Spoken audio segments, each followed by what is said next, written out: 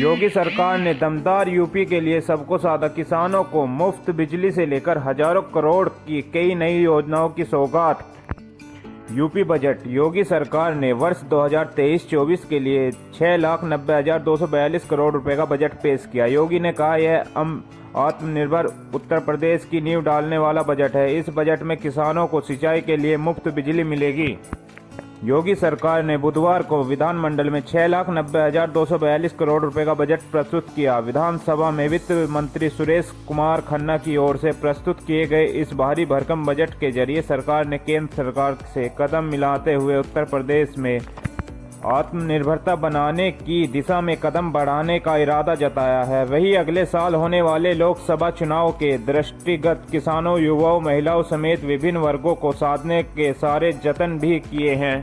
Budget में 32,221 करोड़ रुपए की 280 नई योजनाएं शामिल हैं। यूपी ग्लोबल इन्वेस्ट समिट की सफलता से उत्साहित सरकार ने बजट में नए औद्योगिक क्षेत्रों की स्थापना के लिए नई योजनाएं शुरू करने का हौसला दिखाया है। पिछले बुंदेलखंड में उद्योग की स्थापना को गति देने के लिए संस्थागत ढांचा विकसित करने का इरादा भी जताया है। आगामी वित्तीय वर्ष में किसानों को निजी नलकूप के माध्यम से सिंचाई के लिए बिजली बिल में 100% छूट देने के लिए बजट में 1,500 करोड़ रुपए का इंतजाम कर सरकार ने भाजपा के लोक कल्याण संकल्प पत्र में किए गए वादों को निभाया है।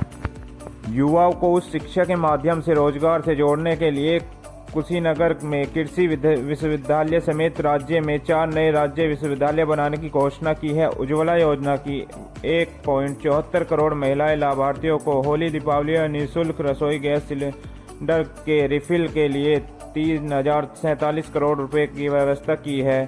प्रदेश की अर्थव्यवस्था को $1 ट्रिलियन का आकार देने के लिए 2 लिंक एक्सप्रेसवे की घोषणा के साथ बुनियादी ढांचे के विकास और विस्तार के लिए भी सरकार ने खजाना खोला है। सांस्कृतिक राष्ट्रवाद की धारा पैनी करने की कोशिश भी बजट में दिखी है। विकास को गति और रोजगार को बढ़ावा देने के लिए 1,47,492 करोड़ रुपए पूंजीगत परिव्यय के रूप में नई परिस्थितियों के सृजन पर खर्च किए जाएंगे। केंद्रीय योजना के लिए भी मोटी रकम आवंटित की गई है। नए औद्योगिक क्षेत्रों की स्थापना के लिए 5,000 करोड़ रुपए बजट में पेश किए जाने के बाद मुख्यमंत्री योगी आदित्यनाथ ने बताया कि प्रदेश में नए औद्योगिक क्षेत्रों की स्थापना के लिए मुख्यमंत्री औद्योगिक क्षेत्र विस्तारीकरण और नए औद्योगिक क्षेत्र प्रोत्साहन योजना नामक नई योजना शुरू की गई है, जिसके लिए बजट 5,000 करोड़ रुपए का इंतजाम किया गया है। ग्लोबल इन्वेस्टर समिट में निवेशकों की ओर से बुंदेलखंड में निवेश के लिए दिखाए गए उत्साह ने सरकार को इस पिछड़े क्षेत्र में औद्योगिकरण को रफ्तार देने के लिए बजट में झांसी बुंदेलखंड औद्योगिक विकास प्राधिकरण की स्थापना की है घोषणा करने के लिए प्रेरित किया गया है। इसके बजट में 5,000 करोड़ रुपए का आवंटन किया गया है। शहरों में विस्तार के लिए नई योजना। प्रदेश में शहरों के विस्तार और उनमें बुनियादी सुविधाएं विकसित करने के लिए 3,000 करोड़ रुपए के आवंटन से मुख्यमंत्री शहरी विस्तारीकरण ने शहर प्रोत्साहन योजना शुरू करने के लिए घोषणा की है। संकल्प पत्र में प्रदेश के सभी मंडलों में राज्य विश्वविद्यालय की स्थापना की घोषणा को साकार करने के लिए बजट में 3 असेवित मंडलों मिर्जापुर, देवीपाटन और मुरादाबाद में 3 नए राज्य विश्वविद्यालयों की स्थापना का मार्ग प्रस्तुत किया गया है। मिर्जापुर मंडल में मां विश्वविद्यालय राज्य विवि, देवीपाटन में मां पाटेश्वरी देवी राज्य विश्वविद्यालय और मुरादाबाद मंडल में भी एक राज्य विश्वविद्यालय स्थापित किया जाएगा। कुशीनगर में महात्मा बुद्ध कृषि एवं प्रौद्योगिक विवि की स्थापना भी की जाएगी। इन चारों विवि में से प्रत्येक के लिए 50 करोड़ रुपए आवंटित किए गए हैं। चुनावी साल में अपने सियासी सफर को आसान बनाने के लिए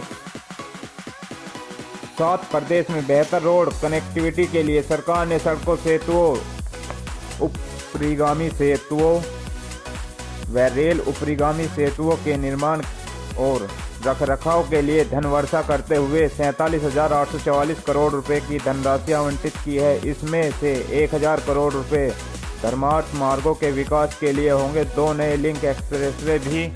बुंदेलखंड में डिफेंस कॉरिडोर के विकास को गति देने के लिए इस क्षेत्र में 2 नए लिंक एक्सप्रेसवे के निर्माण की घोषणा की गई है। इनमें से एक झांसी लिंक एक्सप्रेसवे और दूसरा बुंदेलखंड एक्सप्रेसवे को झांसी से जोड़ते दूसरा चित्रकूट लिंक एक्सप्रेसवे है जो बुंदेलखंड एक्सप्रेसवे को चित्रकूट जिला मुख्यालय से जोड़ेगा। दोनों लिंक एक्सप्रेसवे के लिए 235 करोड़ रुपए आवंटित किए गए हैं। वहीं बुंदेलखंड एक्सप्रेसवे के साथ डिफेंस कॉरिडोर परियोजना के लिए 550 करोड़ रुपए का इंतजाम किया गया है। गोरखपुर लिंक एक्सप्रेसवे के दोनों तरफ गोरखपुर में औद्योगिक गलियारे के विकास के लिए 200 करोड़ रुपए दिए गए हैं। युवाओं को सौगात। स्वामी विवेकानंद युवा शक्तिकरण योजना के तहत युवाओं को मुफ्त टैबलेट स्मार्टफोन देने की बजट में दोगुनी से ज़्यादा वृद्धि की गई है। पिछले बजट में इस योजना के तहत जहां 17,000 करोड़ रुपए आवंटित किए गए थे, वहीं नए बजट में 36,000 करोड़ रुपए आवंटित किए गए हैं। इनक्यूबेट को बढ़ावा देने के लिए स्टार्टअप के लिए 100 करोड़ रुपए की सीड फंड का इंतजाम किया गया है। युवाओं को स्वरोजगार से जोड़ने के लिए टाटा टेक्नोलॉजी लिमिटेड सहयोग से प्रदेश के 150 सरकारी ITI के तकनीकी उन्नयन के लिए 940 करोड़ रुपए की व्यवस्था की गई है। मुख्यमंत्री शिक्षुता प्रोत्साहन योजना का विस्तार उच्च शिक्षा के क्षेत्र में करते हुए लाभ डिप्लोमा व स्नातक उपाधिकरण छात्रों को देने का इरादा जताया है। महाकुंभ के लिए धनवर्षा। धार्मिक पर्यटन को बढ़ावा देने के लिए उद्देश्य से प्रयागराज में वर्ष 2025 में महाकुंभ के भव्य और दिव्य आयोजन के लिए सरकार ने 2500 करोड़ रुपए आवंटित किए हैं। फार्मा सेक्टर पर जोर। उत्तर प्रदेश को दवाइयों के उत्पादन का हब बनाने के लिए उद्देश्य से प्रदेश में Uttar Pradesh institute of pharmaceutical research and development की स्थापना के लिए 20 करोड़ रुपए और प्रदेश में फार्मा पार्कों की स्थापना को विकास के लिए 25 करोड़ रुपए का बजट प्रावधान किया गया है। गौ माता का रखरखाव ध्यान निरीक्षित। गोवंश को लेकर विपक्ष के हमले की धार कुंद करने के लिए भी सरकार ने बजट में माकूल इंतजाम किए हैं। निराश्रित गोवंश के रखरखाव के लिए 750 करोड़ रुपए। वृद्ध गौ संरक्षण केंद्र की स्थापना के लिए 120 करोड़ रुपए और नगरीय क्षेत्रों में कान्हा उपवन की स्थापना के लिए 100 करोड़ रुपए की व्यवस्था की गई है। प्रमुख केंद्रीय योजनाओं पर फोकस बरकरार। योजना आवंटन करोड़ों में। अब इसमें हम आपको बताएंगे किस क्षेत्र को कितने करोड़ रुपए आवंटित किए गए हैं। तो चलिए शुरू करते हैं। राष्ट्रीय ग्रामीण स्वास्थ्य मिशन 12,631 करोड़ रुपए। प्रधानमंत्री आवास योजना ग्रामीण 9,000 करोड़ रुपए। प्रधानमंत्री सड़क योजना 5,966 करोड़ रुपए। अमृत 2.0 5616 करोड़ रुपए। फिर ये है स्वच्छ भारत मिशन,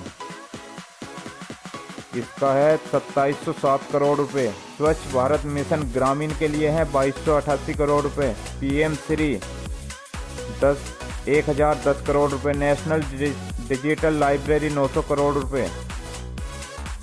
ये सारी सुविधा आपको इसमें मिलेगी। अगर आपको दोस्तों इस वीडियो को लाइक कीजिए और हमें कमेंट करके बताइए आपको किस क्षेत्र में ज़्यादा विकास चाहिए था और किस क्षेत्र में अच्छा विकास हुआ है, हमें कमेंट करके ज़रूर बताएं। साथ ही साथ चैनल को भी सब्सक्राइब कर लीजिएगा।